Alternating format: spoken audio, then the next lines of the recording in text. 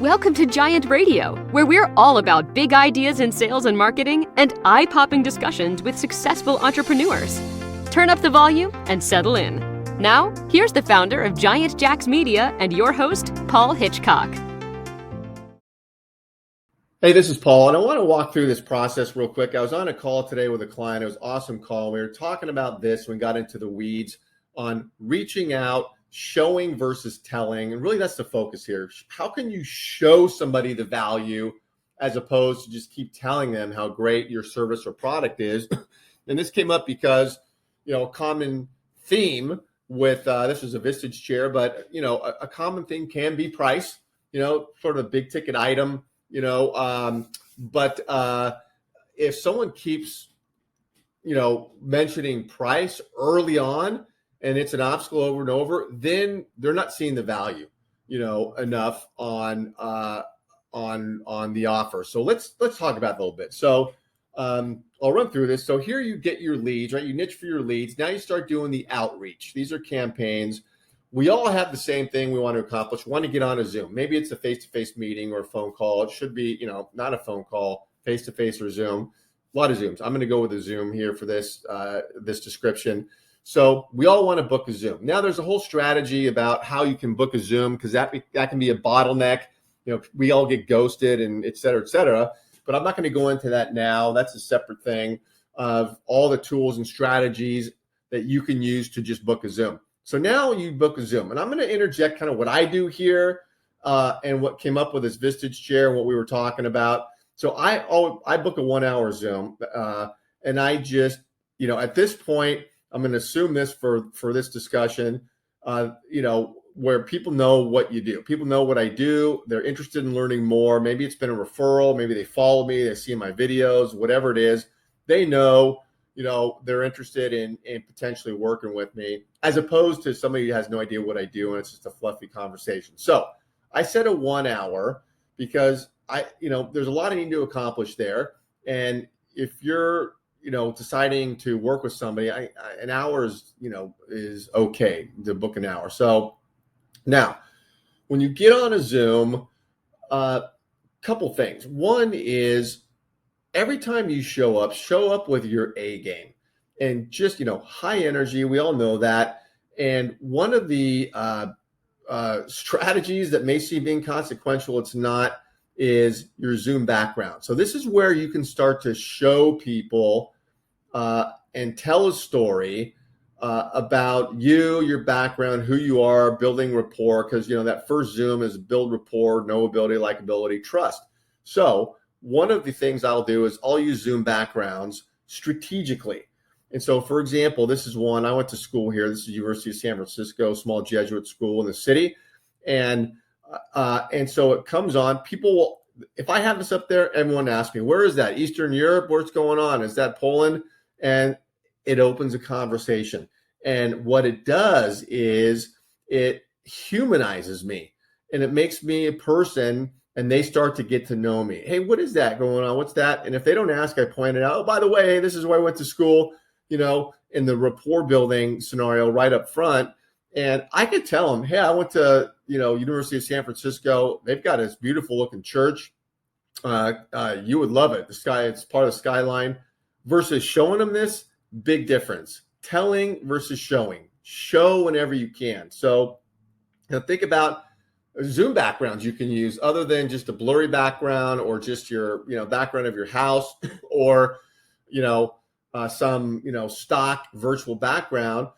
Maybe you want to show your family or, your family guy, or maybe, sometimes I have my office building picture. I have a really beautiful picture at night of our office building. It's a high rise in Orange County, California. It legitimizes us. People can see, yeah, guy's in a nice building. He's got a nice firm. They're housed there. And I'll mention it. Hey, here's our building right here. I've had family up here sometimes for different situations and this. So my point is, be strategic. Don't overlook these things. It's an opportunity for you to stand out and to show people different things. So, all right. And now, when you get on that first Zoom, this is the agenda that I keep. I'll run through this. Number one is you get on the Zoom. we all know this, you got to build rapport. You don't know this person, you're building rapport, knowability, likability, trust, and be curious. Right when you get on, start asking questions and ask a few follow-on questions, about things that probably they care about. Do they have family? Where are they from? Hey, I see the family photo in your background. It looks like you got a couple kids, or I see the dog in the photo. What kind of dog is that? I mean, you get it, but be genuinely curious about them in that first part of the agenda of your Zoom call. And that's really important. Now, and you've got to quarterback this meeting, so you've got to really create the flow here. So you let that go on for a bit, be authentic, be curious, be genuine. Then number 2 is you got to let the prospect shine. This is where, boom, you take over and you ask them about, what's going on with them, their business. Hey, tell me about your background, your business. I'd love to hear more. I see on LinkedIn, it looks like very interesting business. Looks like you're crushing it. What are you doing? What's going on? And then sit back and just be quiet. Let them talk. You can ask a few questions, but let them shine. Spotlight's on them. People love talking about themselves, their business, and you learn a lot about what to focus in on and how to interact with them when you just zip your lip and listen. If you're a good, curious person, you just obviously pick up on a lot of signals about how to interact and what to focus on. So let them shine, let that go on, and then usher the conversation forward. And the last part of it is you are now shining. And this is where you can start to get into the showing versus telling, because everybody's going to tell about themselves. Here I am. Here's what I do. Here's my business. Got to show. Showing is powerful. So when you start to shine, what you do is you want to mention, in most cases, a little bit about your background. And, I mentioned my background. I want to legitimize myself and I want people to know, listen, I've been in the trenches. I'm in the trenches right now, growing these businesses. I'm like you, grinding away every day. I'm not some guy sitting on a mountain thinking I know everything and not doing it. I'm in it. And so when I start telling about my background and what I've done, then it legitimizes me as somebody who, can speak to the issues. And so a little bit about my bio, not a ton, but a little bit. And I weave in there important things, again, that build rapport and humanize me. I've got 4 kids. That always comes up, a big family guy. And so that resonates with most people, family, and it humanizes people. And so I'll mention that about my bio, my work experience, the success I had doing it, and so forth. So then once I got my bio going, then I start talking about, the business and what I give people. And so this is where I start to show. Showing's more powerful. And so I will share my screen. You're on Zoom, share my screen. And I have very strategic things I show people. I don't show them a ton. I certainly don't go through a 20 slide deck, presentation that's going to put anybody to sleep. I don't do that. That's, just anathema for these sort of discussions. You're, good night, Irene, if you start doing that. But you can show and be specific. Most people are visually oriented, but be strategic. So what I show, for example, is I will show, I know what my network cares about. I know their pain points, their challenges, their opportunities, what they're, I know what they want to see, what they really care about. I know my niche very well. And so I show them things I know they care about that are the hot button issues for what I offer. For example, I will show them the dashboard, the lead generation dashboard. So of course, everyone wants to sell and get new clients. And, the dashboard, if you're a client, you know what I'm talking about. The dashboard is great, helps people stay organized. It's got AI built into it. It's insane. Love the dashboard. And so I'll show it to them because lead campaigns, run through the dashboard and it becomes their best friend. And I'll tell them that. I'll show that to them and they'll see it. And I won't spend a lot of time on it. I'll highlight a few things, But when I show that, what they see is human beings interacting. They see, lead campaigns going on. They see, leads in the inbox. They see the AI functionality in there. I mean, I show them a couple, really sweet things with that dashboard, and it is very powerful. Now I could tell them about that all day long and how great it is, but showing them worlds apart. I also will show an actual master prospect list, because what I tell them is, hey, we develop a master prospect list every relationship, and then it's great because we scrape for emails, phone numbers, revenue, head count, which is particularly important for Vistage shares, and so we develop master list, which is great because then everybody can focus on it. We can get compelling offers in front of them, convert them, and just stay focused on them together. Again, I tell them that sounds great. What if I show them that list? I show them an actual list of real people, leads for another chair, and it's insane. I mean, it's real. They see it. And how do you like to have this master prospect list and be dealing with these people and strategizing? This is real. So I show them very specific things they care about. And they're, it's not where their eyes are glossing over. They're into it. They're looking at it. They love it. And so think about your business. And what I was talking about with this chair is you got to show something. So what can you show? And we were spitballing this. And what I come back to a lot with chairs is testimonials. And I'll show you how I work it in here. But not only testimonials, but also the people in your group. If you want to join Vistage, obviously what matters is the CEOs in the group and who are they and what's going on. So if you were able to show them, you tell them, hey, I've got incredible leaders in my group. We're getting together monthly. I'm doing one-to-ones, but the people are collaborating. These businesses are crushing it. That's great. Show them. Have a slide up, for example, and depending on your members and what's going on there, you can show them the businesses, or you can also keep it private in certain ways. You can work around that. But point is, you show them the industries, the companies, saying, hey, these are the people in my group. Show that slide. They're killing it. These are your peers in the area. And, whether you're joining my group or not, I'd love to get you networked with them at some point. But we are getting together, and this is incredible. And, so you show them that, very powerful. They can see it. And maybe you have representation of your one-to-ones and group meetings, or, maybe there's specific issues that are common with your niche, your prospects, and you can show them something that addresses that specific issue they care about up there. You just got to think this through. But my point is showing versus just telling. You got to do both. And think about your business and what could you put up there that is compelling, they care about. Now, what I'll do in the first Zoom too, I mentioned this, I bring up cost. This comes up a lot with Vistage. It's a high ticket item, in a sense, and it's not a $99 thing, and it's great, a lot of value, but price is price. People are always wondering about price. I always bring it up on the first Zoom. I don't let them ask me about price. I will bring it up. And I won't bring it up until after I'm doing some showing, sharing, telling over here. Then I bring it up towards the end, and I'll just say, hey, everyone wants to know about cost. Here's the cost. And I run through it and, very confident about the cost.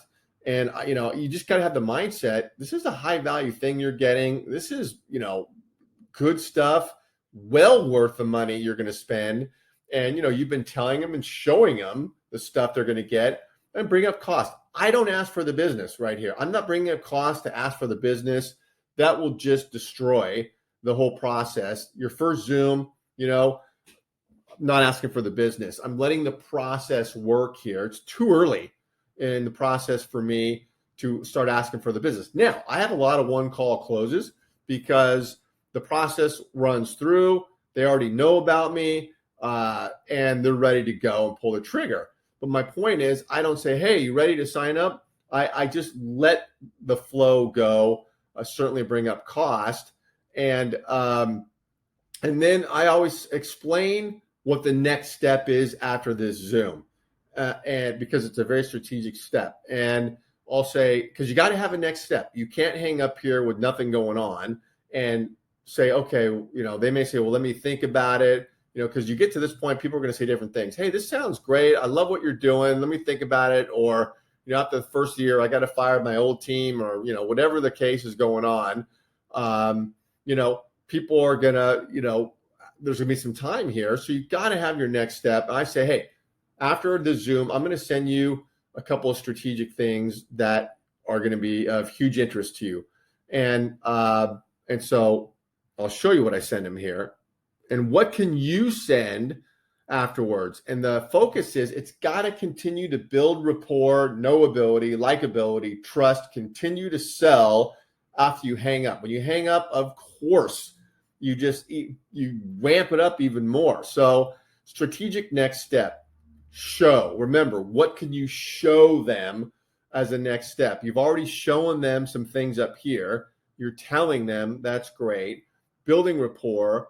Now you got to be strategic. I send a video message. I use BombBomb. As a matter of fact, this is BombBomb here. And I will always send a video message for a lot of different reasons. We can talk about that if you want to talk to me offline about BombBomb and what all that can do. But my point is video message embeds an email and so forth. And I will have with the video the copy with it. Never send a naked video, because somebody may want to just read and not watch the video, or they'll do both, or whatever the case is. You always want to have, basically a summary of what you're saying with the video. So, but anyways, you send that email from your personal email, and I just, I wow them with my follow-up. So I have the video, I have hot items I'm sending them to continue to close. And one of the main ones is testimonials. You got to have testimonials. Talking to the chair about this today.